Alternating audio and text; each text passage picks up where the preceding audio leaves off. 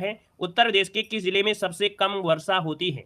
चलिए जवाब देना है। यहाँ पर आंसर क्या हो जाएगा कि उत्तर प्रदेश के किस जिले में सबसे कम वर्षा होती है? यहाँ पर आंसर क्या बनेगा? 1 का ऑप्शन दीजिएगा। जवाब आ गया है ऑप्शन बी और ऑप्शन डी, दो ऑप्शन आ रहे हैं, किसी का मथुरा आ रहा है, किसी का बांदा आ रहा है। लेकिन याद रखिए आपका आंसर जो आपको बनेगा उत्तर प्रदेश में, है ना, कहां पर? तो आपकी मथुरा में सबसे कम वर्षा होती है। वीडियो को पूरा देखिएगा क्योंकि वीडियो के अंत में आपकी थ्योरी भी आपको पढ़ाई गई है ना, तो ऑब्जेक्टिव क्वेश्चन के साथ साथ थ्योरी भी आपकी कवर हो जाएगी। चलिए अगला क्वेश्चन यहां पर आपसे दिया गया है, कह रहा है क्षेत्रफल की दृष्टि से उत्तर प्रदेश का भारत के राज्यों में स्थान कौन सा है? यहाँ पर जवाब देना है कि क्षेत्रफल की दृष्टि से उत्तर प्रदेश का भारत के राज्यों में स्थान जो है वो आपका कौन सा है? इसका आंसर क्या बनेगा? देखिए यहाँ पर आप देखेंगे कि आप कह रहे हैं चौथा है, और चौथा की अगर बात करते हैं तो ऑप्शन बी नंबर इसका बिल्कुल सही जवाब यहाँ पर राइट हो जाएगा। अगर हम आपसे क्रम से पूछे कि सबसे पहला स्थान किसका आता है तो आप कहेंगे सर राजस्थान का सबसे पहला स्थान आता है, याद रखिएगा। अगले क्वेश्चन को उठाते हैं। क्वेश्चन आपसे अगला पूछा गया है कि लखनऊ की सीमा किसे स्पर्श नहीं करती है?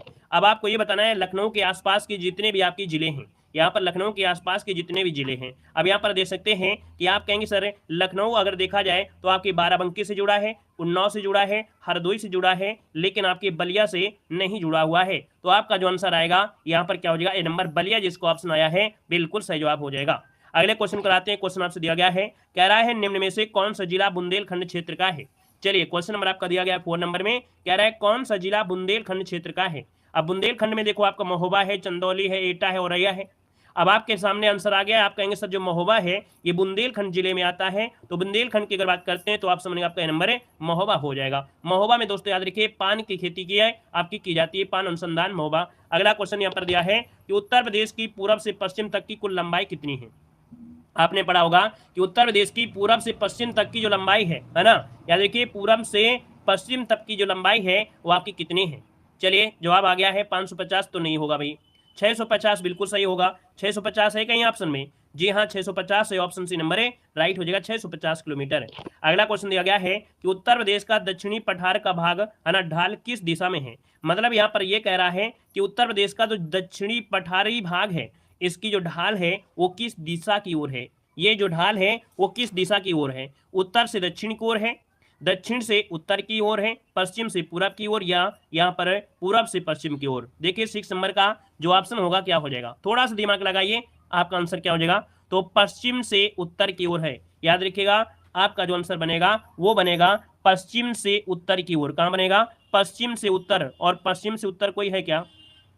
नहीं है, दक्षिण से उत्तर। रुकिए देखिए जैसे हम लोग यहाँ पर यूपी का मैप अगर देखा जाए तो यहाँ पर कह रहा है कि दक्षिणी भाग का ढाल किस दिशा में है, तो दक्षिण से उत्तर। हाँ देखिए यहाँ पर आंसर आपका बनेगा बी नंबर, दक्षिण से उत्तर की ओर है। एक नदियां भी जाती है, आप देखिए आपके यहाँ पर यमुना नदी जो आती है तो ऐसे आती है और ऐसे आपकी गंगा मिलती है, तो इसका मतलब है दक्षिण से उत्तर की ओर। यहाँ पर आंसर आपका बी नंबर राइट हो जाएगा। अगले क्वेश्चन को आते हैं। क्वेश्चन आपसे दिया गया है कि क्षेत्रफल के घटते क्रम में सही विकल्प का चयन करना है। क्षेत्रफल के घटते क्रम में सही विकल्प इनमें से कौन सा है? आपका क्वेश्चन नंबर 7 दिया गया है। यहाँ पर 7 का ऑप्शन क्या हो जाएगा? तो 7 की अगर बात करते हैं तो देखिए आप कहेंगे सबसे पहले यहाँ पर क्षेत्रफल में राजस्थान का नाम आएगा। राजस्थान हो गया, यहाँ पर मध्य प्रदेश, महाराष्ट्र और फिर आपका उत्तर प्रदेश, मतलब ऑप्शन आपका सी नंबर है राइट हो जाएगा, सी नंबर है। आगे बढ़ते हैं। क्वेश्चन आपसे दिया गया है, कह रहा है कि उत्तर प्रदेश में सर्वाधिक वर्षा का जो क्षेत्र है वो आपका इनमें से कौन है? उत्तर प्रदेश में सर्वाधिक वर्षा का क्षेत्र जो आपका इनमें से कौन है? जय भीम नमो बुद्धाय। यहाँ पर बताइएगा क्वेश्चन नंबर आपका 8 दिया गया है और आपसे कह रहा है कि उत्तर प्रदेश में सर्वाधिक वर्षा वाला जो क्षेत्र है इनमें से क्या हो जाएगा? आप कहेंगे सर्वाधिक वर्षा जो होती है वो आपकी तराई क्षेत्र में होती है। क्या बोलेंगे? तराई क्षेत्र में बोलेंगे। तराई क्षेत्र की बात करते हैं तो भैया उत्तर प्रदेश में ये वाला जो आपका एरिया होता है ऊपर वाला है ना, ये आपका तराई क्षेत्र आपका हो जाएगा। अगले क्वेश्चन कराते हैं। क्वेश्चन आपसे दिया गया है, कह रहा है कि उत्तर प्रदेश के भाबर क्षेत्र में किस प्रकार की मृदा पाई जाती है? देखिए भाबर क्षेत्र होता है ककड़ीली पथरीली जो आपकी जमीन होती है, ये आपका भाबर क्षेत्र है। और यहाँ पर देखेंगे क्वेश्चन नंबर आपका जो 9 दिया है तो 9 का ऑप्शन बनेगा यहाँ पर ककरीली और पथरीली। कैसी मृदा? ककरीली पथरीली। यहाँ पर देखा जाए ना पानी जब जाएगा ना तो दिखाई भी नहीं देगा, है ना। यहाँ पर आंसर आपका ये हो जाएगा। अगला क्वेश्चन आपका आ गया है, कह रहे निम्न जिलों में से क्षेत्रफल में सबसे छोटा कौन सा है? इनमें से सबसे छोटा जो आपका है जो जिला है इनमें से कौन है? जौनपुर, प्रयागराज, वाराणसी, गाजीपुर। कौन सा आंसर बनेगा 10 नंबर में? वाराणसी। दोस्तों याद रखिए इनमें से जो वाराणसी है ना, इनमें से जो वाराणसी है इन चारों ऑप्शन में से वाराणसी जो आपका है सबसे छोटा है। ऑप्शन डी इसका हो जाएगा। नेक्स्ट क्वेश्चन दिया गया है, उत्तर प्रदेश का क्षेत्रफल देश के कुल क्षेत्रफल का कितना % है? चलिए क्वेश्चन नंबर आपका 11 है, हमेशा से आपने पढ़ा होगा। अब आप ये बताइए कि उत्तर प्रदेश का जो क्षेत्रफल है ये देश के कुल क्षेत्रफल का कितने प्रतिशत है। जवाब आ गया है यहाँ पर 7.3 नंबर आ रहा है। 7.3 मतलब ये नंबर बिल्कुल सही है। 7.3 मतलब आपका जो आंसर है ये नंबर है, सही जवाब हो जाएगा। अगले क्वेश्चन को और बढ़ते हैं। क्वेश्चन आपसे दिया गया है, उत्तर प्रदेश की जो जलवायु हो आपकी कैसी है। उत्तर प्रदेश की जो जलवायु है वो कैसी जलवायु है, शीतोष्ण है या उष्णकटिबंधीय मानसूनी है या शीतोष्णकटिबंधीय मानसूनी है या सवाना है। 12 नंबर का ऑप्शन क्या हो जाएगा, तो आप कहेंगे कि उत्तर प्रदेश की जलवायु है उष्णकटिबंधीय मानसूनी है। उष्णकटिबंधीय मानसूनी है मतलब ऑप्शन बी नंबर है बिल्कुल सही जवाब हो जाएगा। मतलब आप लोगों की तैयारी काफी अच्छी है, यूपी जीके में भी देखिए आप लोगों के जवाब आ रहे हैं, मतलब तैयारी आपकी काफी अच्छी है। अब क्वेश्चन दिया गया है कि बुंदेलखंड क्षेत्र में ग्रीष्म ऋतु में सर्वाधिक औसत तापमान होने का कारण क्या है। मतलब बुंदेलखंड क्षेत्र में देखा जाए ग्रीष्म ऋतु में सर्वाधिक तापमान होता है, इसका कारण क्या हो सकता है। इसका कारण क्या है, तो भैया आप कहेंगे इसका कारण है कि कर्क रेखा के निकट होने के कारण, कर्क रेखा के निकट होने के कारण यहाँ का जो तापमान है ये आपका ज्यादा रहता है औसत में। ठीक है, अगला क्वेश्चन आपका आ गया है, कह रहा है उत्तर प्रदेश में सबसे कम गर्मी किस जिले में पड़ती है। चलिए जवाब देना है कि उत्तर प्रदेश में सबसे कम गर्मी किस जिले में पड़ती है, फटाफट जवाब दीजिए।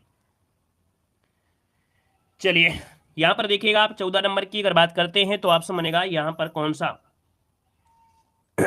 बरेली। याद रखिएगा कि बरेली जो आपका बरेली है, यहां पर याद रखिए बरेली में क्या पड़ता है, सबसे कम गर्मी पड़ती है बरेली में। ठीक है, तो बरेली आपको बताना है। अगले क्वेश्चन को आते हैं। क्वेश्चन दिया गया है, कह रहा है कि प्रदेश में सर्वाधिक वर्षा किस जिले में होती है।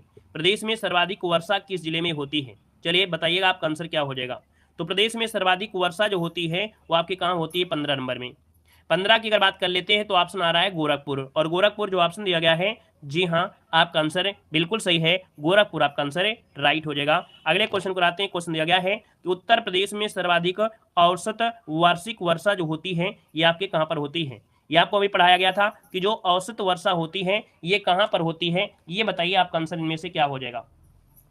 चलिए तो भैया अभी मैंने बताया जो तराई क्षेत्र होते हैं, क्या जो आपके तराई क्षेत्र होते हैं यहाँ पर आपकी बारिश ज्यादा होती है। ऑप्शन बनेगा यहाँ पर आपका बी नंबर है। अगला क्वेश्चन दिया गया है, कह रहा है प्रदेश में भाबर और तराई क्षेत्र का विस्तार कितना है। प्रदेश में भाबर क्षेत्र और तराई क्षेत्र का जो विस्तार है वो कितना है, यहाँ पर क्वेश्चन नंबर 17 दिया गया है। तो आप कहेंगे कि इसका जो विस्तार मिलेगा है ना, उत्तर प्रदेश में जो विस्तार मिलेगा किस प्रकार से, तो दोस्तों यहाँ पर पूरब में देवरिया से लेकर पश्चिम में सहारनपुर, याद रखिए कि पूरब में देवरिया से लेकर पश्चिम में सहारनपुर, ये भाबर क्षेत्र और तराई क्षेत्र का विस्तार आपको मिलता है। ऑप्शन बी यहाँ पर राइट हो जाएगा। आगे बढ़िए, क्वेश्चन आपसे दिया गया है, कह रहा है तराई क्षेत्र की मुख्य पैदावार जो आपकी होती है, मतलब तराई क्षेत्रों में किस चीज की पैदावार ज्यादा होती है। यहाँ पर देखिए क्वेश्चन नंबर 18 दिया गया, और 18 की अगर बात कर लेते हैं तो यहाँ पर देखिए जब तराई क्षेत्र में है पानी की अधिकता होगी, और पानी की अधिकता होगा तो इसमें धान भी होगा। ठीक है, धान की भी खेती होगी, गेहूं भी होगा, गन्ना भी होगा। तो याद रखिए ऑप्शन बनेगा यहाँ पर बी नंबर, धान गेहूं गन्ना, जो कि तराई क्षेत्र की मुख्य पैदावार वाली फसलें आपकी हैं। अगले क्वेश्चन को आते हैं। क्वेश्चन दिया गया है, उत्तर प्रदेश का सबसे ठंडा महीना कौन सा है। बताइएगा उत्तर प्रदेश में सबसे ज्यादा ठंडी जो पड़ती है ये कब पड़ती है, जवाब देना है। चलिए वीडियो को लाइक शेयर जरूर करिएगा, है ना। पहली बार जुड़े हैं तो चैनल को सब्सक्राइब भी करिएगा। और देख सकते हैं सभी लोग आपके हैं, कुछ लोग नए भी हैं, और जितने लोग नए हैं वही जय हिंद जरूर लिख दीजिएगा। ठीक है, नए हैं तो जय हिंद जरूर लिखिएगा ताकि आपका परिचय हमसे हो सके, है ना। चलिए जय हिंद भैया। देखिए यहाँ पर दिया है जनवरी, जो कि आपको बिल्कुल सही जवाब है। उत्तर प्रदेश में जो ठंडी होती है वो आपकी जनवरी में होती है, ठीक है ना, कड़ाके वाली होती है। तो ऑप्शन आपका जनवरी आंसर राइट हो जाएगा। अगला क्वेश्चन यहाँ पर दिया गया है कि प्रदेश में सर्वाधिक वर्षा होती है। उत्तर प्रदेश में जो सर्वाधिक वर्षा होती है वो आपके कौन से मानसून से होती है। चलिए तो कौन से मानसून से होती है, तो भैया आपको मालूम है भारत के इस मैप में यहाँ से केरल से मानसून आता है, और केरल से मानसून आता है इसका मतलब ये आपका पश्चिम है, ये दक्षिण है। तो दक्षिण पश्चिम मानसून जो आपका है यही आंसर आपका बनेगा, दक्षिण पश्चिम मानसून से आपके उत्तर प्रदेश में सर्वाधिक वर्षा होती है। क्लियर है। पहली बार क्लास ले रहे हैं तो आपका वेलकम है, और आज पहली बार क्लास नहीं, आप इसके पहले भी हमको दिखाई दिए हैं, ठीक है ना। हम सबके कमेंट देखा करते हैं, ऐसा नहीं है, आप और इसके पहले भी आप आए हैं। यहाँ पर देखिए अगला क्वेश्चन दिया गया है, प्रदेश में अरब सागर मानसून से वर्षा होती है। क्या कह रहा है कि प्रदेश में अरब सागर मानसून से वर्षा होती है। बात तो वही हो गया ना कि जो अरब सागर से मानसून हो रहा है वर्षा, मतलब दक्षिण के पठारी भाग में, दक्षिण के पठारी भाग में। तो यहाँ पर जो आंसर है वो आपका क्या हो जाएगा, डी नंबर है, राइट हो जाएगा। क्लियर है। चलिए यहाँ पर अगला क्वेश्चन दिया गया है कि उत्तर प्रदेश का कौन सा क्षेत्र आद्य कल्प की प्राचीनतम शहरों से निर्मित है। देखो क्या कह रहा है कि उत्तर प्रदेश का कौन सा क्षेत्र आद्य कल्प की प्राचीनतम शैलों से निर्मित है। ऐसा क्वेश्चन अभी पूछा भी गया है। यहाँ पर 22 नंबर की बात करते हैं तो दोस्तों याद रखिए कि उत्तर प्रदेश का आद्य कल्प की प्राचीनतम शहरों से निर्मित है, ये है आपका कौन सा, ये हो जाएगा आपका बुंदेलखंड क्षेत्र। कौन है, बुंदेलखंड क्षेत्र है, ऑप्शन बनेगा आपका ए नंबर है। अगला क्वेश्चन दिया गया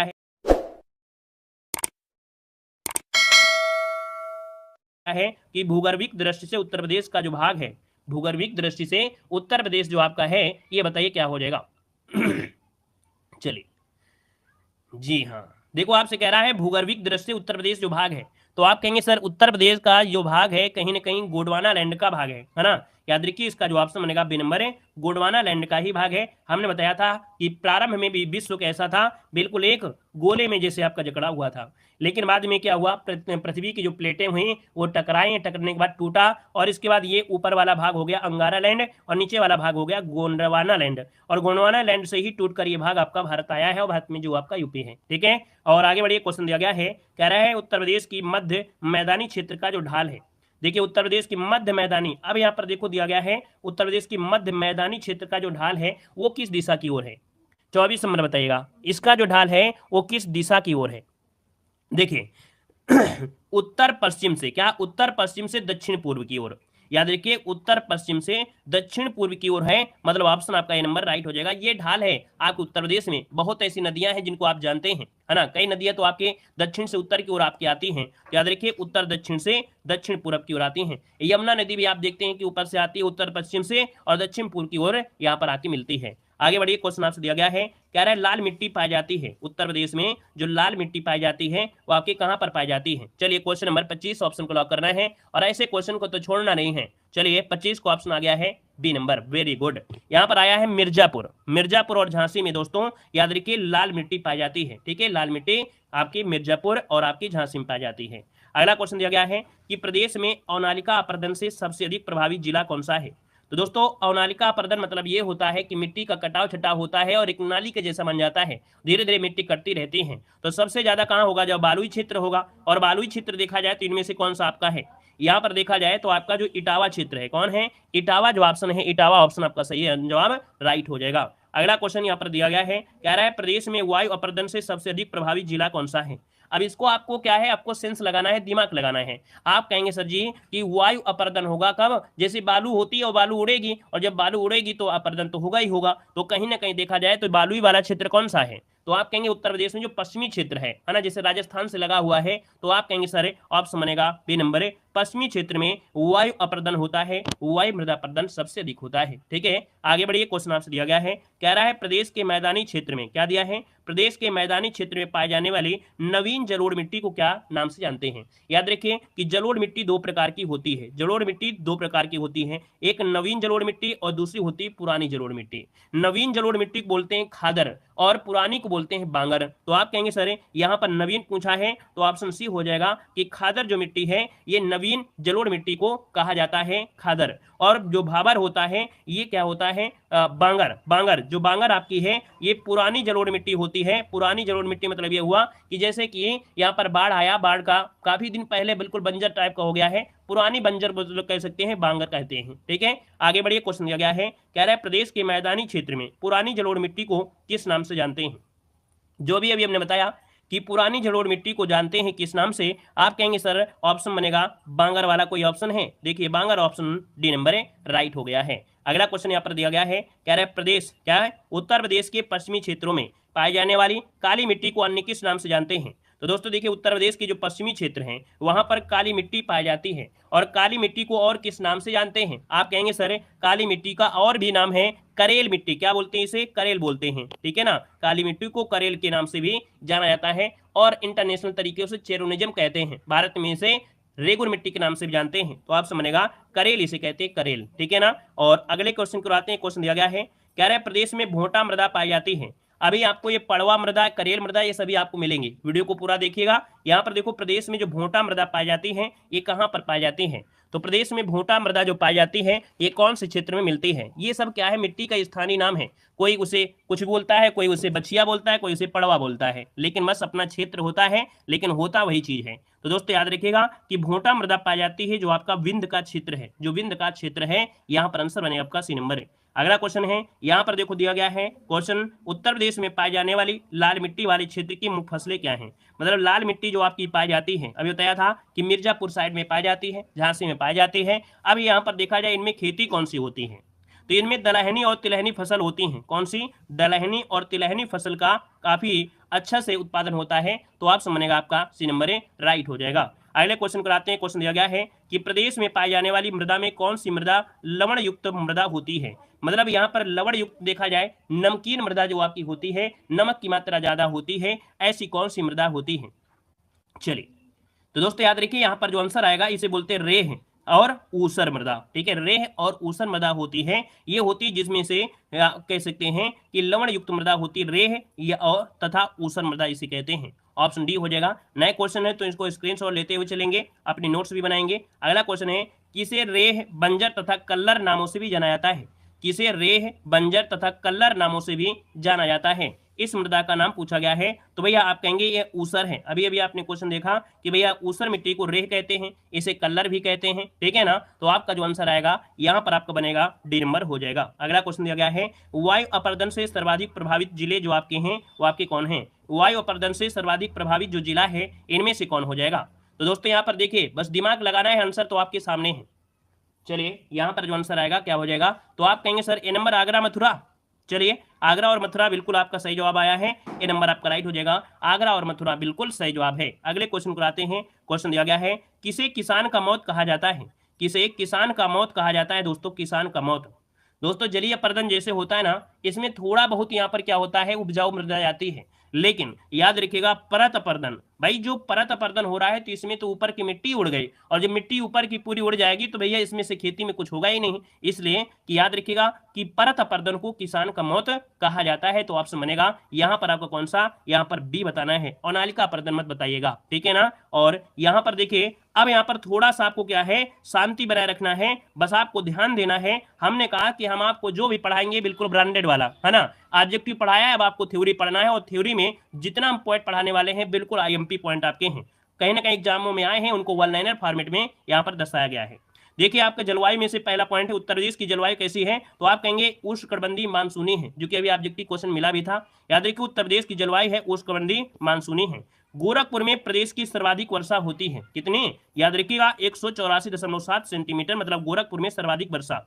सबसे कम वर्षा कहाँ होती है, तो आप कहेंगे सबसे कम वर्षा जो होती है वो आपके मथुरा में होती है। कहाँ पर है, मथुरा में होती है दोस्तों, याद रखिएगा। अब दोस्तों एक बात याद रखिएगा कि यहाँ पर प्रदेश में अधिकांश वर्षा जो होती है बंगाल की खाड़ी से आने वाले मानसून से होती है, मतलब कि प्रदेश में अधिकांश वर्षा जो आती है बंगाल की खाड़ी से। अब ऐसा नहीं है कि हम लोगों ने यहाँ पर पढ़ा है क्या, अरब सागर से मानसून और एक यहाँ से भी आता है, तो अधिकांश शब्द लगा दिया है, तो हम लोग यहाँ पर कहेंगे कि अधिकांश जो आता है बंगाल की खाड़ी से, क्योंकि ये जो मानसून होता है कुछ इस प्रकार से मानसून उड़ता है, ये मानसून कुछ इस प्रकार से आता है।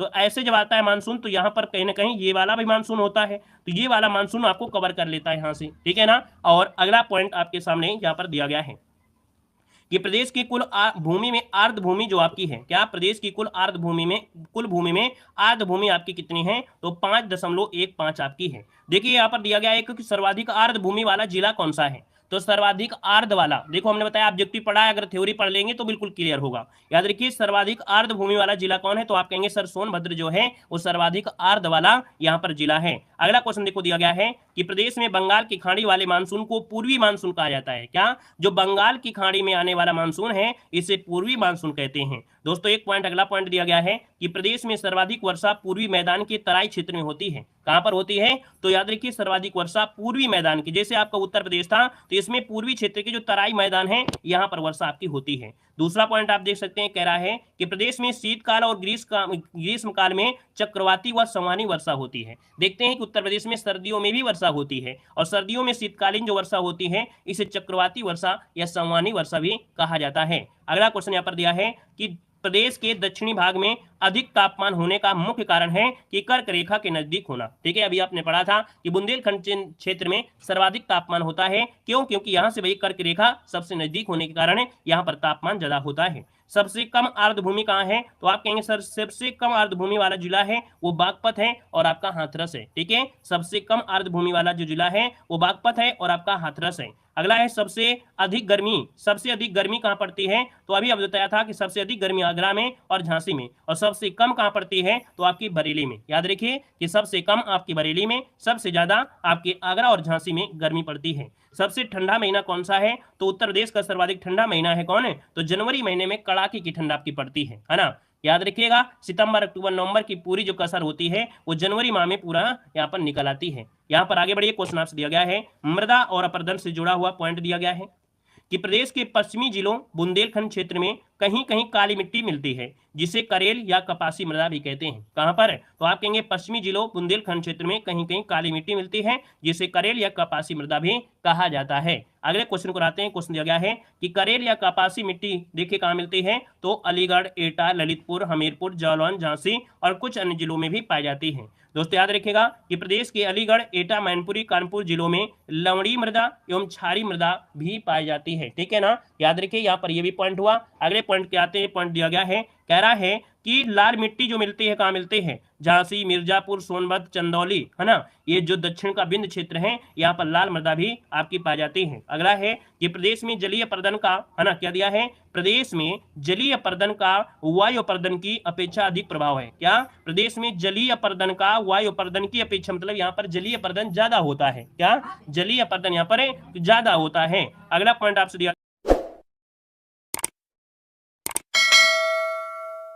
कि परत अपर्दन समतल क्षेत्रों में बहुत सूक्ष्म तरीके से होता है। परत अपर्दन जो होता है वो समतल क्षेत्रों में बहुत सूक्ष्म होता है जिसे किसान समझ नहीं पाते हैं और खेत की उर्वरता कम होती रहती है, इसलिए इसे किसान की मौत कहते हैं। अभी आपने पढ़ा था किसान की मौत। क्यों? क्योंकि भैया जो कह सकते हैं जो बारीक बिल्कुल छोटे छोटे कण होते हैं वो धीरे धीरे क्या होते हैं? परत द्वारा भगते रहते हैं, किसान समझ नहीं पाता और उसकी उर्वरक क्षमता होती है कम हो जाती है, इसलिए इसे किसान की मौत कहा जाता है। अगला दिया गया है कि अवनालिका क्षरण से उत्तर प्रदेश का यमुना और चंबल का जो क्षेत्र है सर्वाधिक प्रभावित रहता है। ठीक है ना, अवनालिका अपर्दन से उत्तर प्रदेश का यमुना और चंबल का जो क्षेत्र है जैसे इटावा है ये सर्वाधिक प्रभावित रहता है। अगला है कि उत्तर प्रदेश में सर्वाधिक मात्रा में जलोढ़ मिट्टी पाई जाती है। क्वेश्चन पूछे कि उत्तर प्रदेश में सबसे ज्यादा जो आपकी मिट्टी पाई जाती है वो आपकी कौन पाई जाती है? तो आप कहेंगे सर जलोढ़ मृदा पाई जाती है। अगला क्वेश्चन दिया गया है कि लवणी एवं क्षारी मृदा को समानता ऊसर, बंजर, कल्लर, रेह नाम से जानते हैं। जो लवणी मृदा और क्षारी मृदा है इसको भैया ऊसर भी कहते हैं, बंजर है, कल्लर है, रेह के नाम से भी जानते हैं। देखो बुंदेलखंड क्षेत्र में लाल मृदा, है ना, कामा पखा मतलब जिसे पड़वा कहते हैं, मार, माड़, राकर जिसे राकर बोलते हैं, भोंटा मृदा भी पाई जाती है। बुंदेलखंड क्षेत्र में देखिए भोंटा मृदा आपकी पाई जाती है। अगला क्वेश्चन दिया गया है वायु अपर्दन से उत्तर प्रदेश के मथुरा और आगरा जिले सर्वाधिक प्रभावित है। ठीक है ना। अगला है जलीय अपर्दन से उत्तर प्रदेश का सर्वाधिक प्रभावित जिला, प्रभावित क्षेत्र जो आपका है वो हिमालय का तराई क्षेत्र है। ठीक है, हिमालय का तराई क्षेत्र जिसे आपके नेपाल से जुड़ा हुआ है, तो ये आपकी जलीय अपर्दन से सबसे ज्यादा प्रभावित रहता है। अब यहाँ पर देखिए उत्तर प्रदेश की मिट्टियों के स्थानीय नामों में यहाँ पर खादर और बांगर दिए गए हैं। तो भैया इसे हम लोग पुरानी जलोढ़ कहते हैं, ऊपर हार मृदा कहते हैं, दोमट कहते हैं, मटियार कहते हैं, बलुई दोमट भी कहते हैं। जो ऊसर मृदा होती है, ऊसर भूमि या लवणी मृदा जिसे बोलते हैं, ऊसर भूमि में लवणी तथा क्षारी मृदा होती है, इसे रेह भी कहते हैं, बंजर भी कहते हैं, स्थानीय नामों से कल्लर भी कहते हैं। अगला देखिए बालुई मृदा होती है, बालुई मिट्टी जो होती है ऊंचे टीलों में होती है और याद रखिए इसे भूड़ कहते हैं। क्या बोलते हैं? बालुई मिट्टी को भूड़ कहते हैं।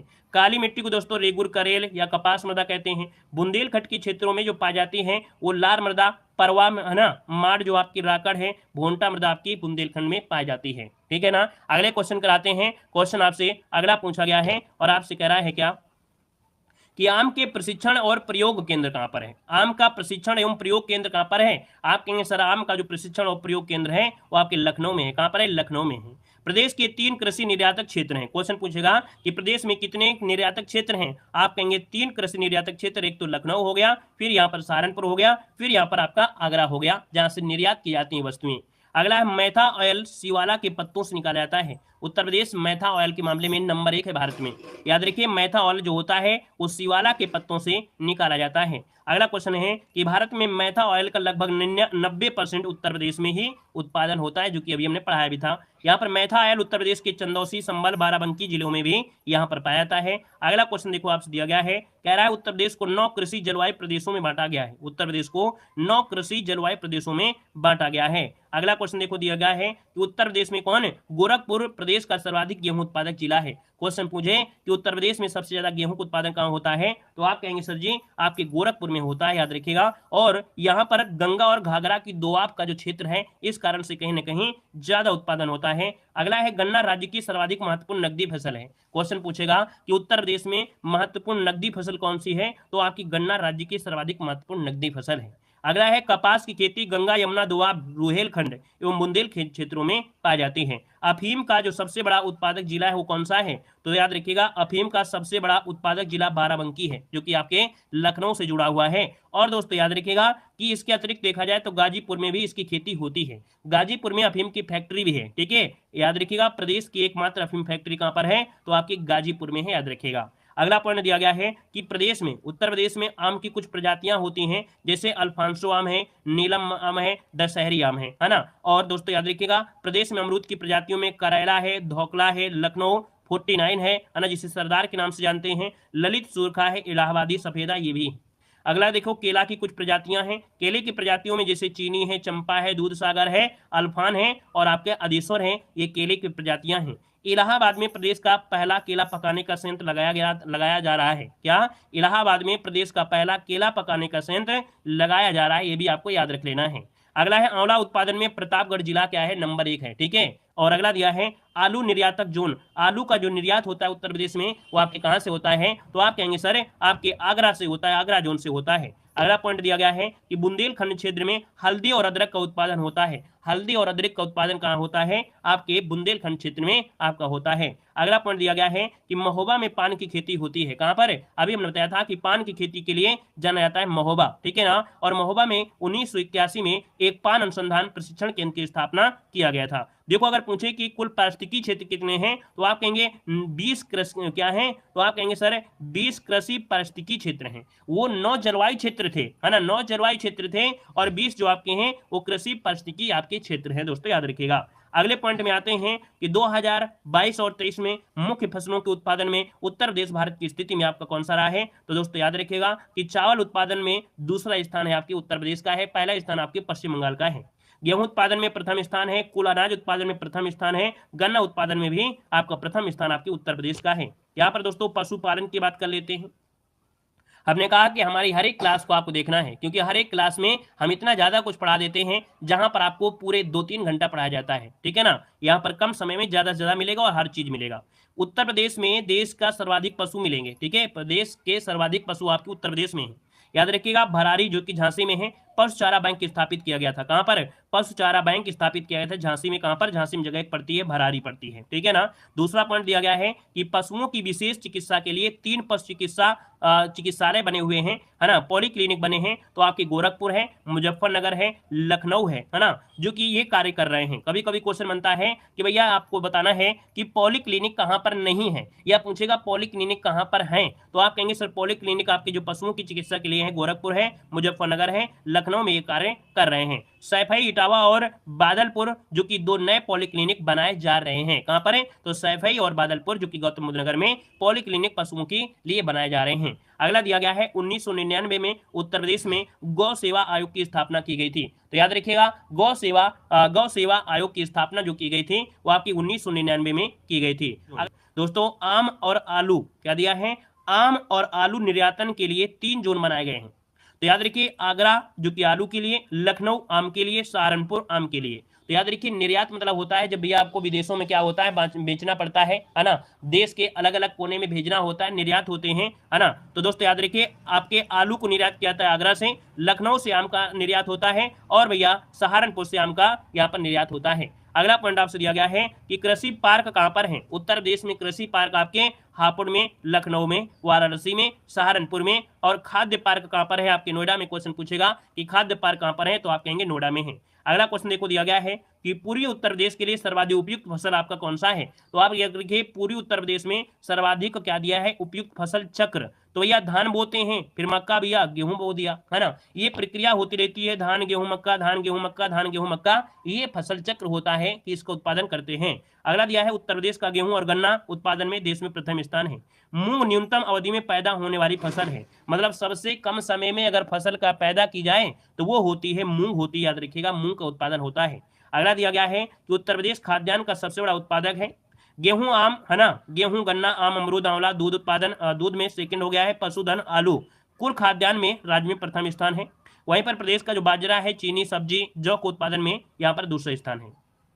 अगला पॉइंट है यहाँ पर दिया गया चकबंदी। उत्तर प्रदेश में चकबंदी 1954 में आपकी लागू की गई थी, ठीक है ना, 54 में चकबंदी। और अगला क्वेश्चन यहाँ पर दिया गया है क्या, हाँ एक पॉइंट होता है उत्तर प्रदेश में कृषि श्रम उत्पादकता आपकी सर्वाधिक है। यहाँ पर आम के लिए तो आपका हो गया गन्ना आंवला प्रतापगढ़ हो गया, देखिए हल्दी के लिए बुंदेलखंड अफीम आपकी बाराबंकी में, आलू निर्यातक जोन आपके देखिए आगरा में है, अमरूद के लिए प्रशिक्षण प्रयोग केंद्र कहाँ पर है तो आप कहेंगे सर इलाहाबाद में है, गाजीपुर में राज्य की एकमात्र अफीम कारखाना है, आम के लिए प्रशिक्षण प्रयोग कहाँ पर है तो आप कहेंगे लखनऊ में है। कृषि के प्रदेश के 3 कृषि निर्यातक क्षेत्र अभी बताया भी था, आम के लिए आम सहारनपुर, है ना, लखनऊ में आम के लिए, सहारनपुर आम के लिए, और आगरा जो आपका है ये आपके आलू के लिए है दोस्तों, याद रखिएगा, ठीक है ना। और अगले पॉइंट में आते हैं कि कन्नौज में पुष्प इत्र के कारखाने स्थापित किए गए हैं, मतलब सेंट बनाने जो आपके होते हैं इत्र जिसे बोलते हैं, तो इत्र के जो कारखाने कहाँ पर है तो आप कहेंगे कन्नौज नगरी को इत्र नगरी के नाम से जाना जाता है।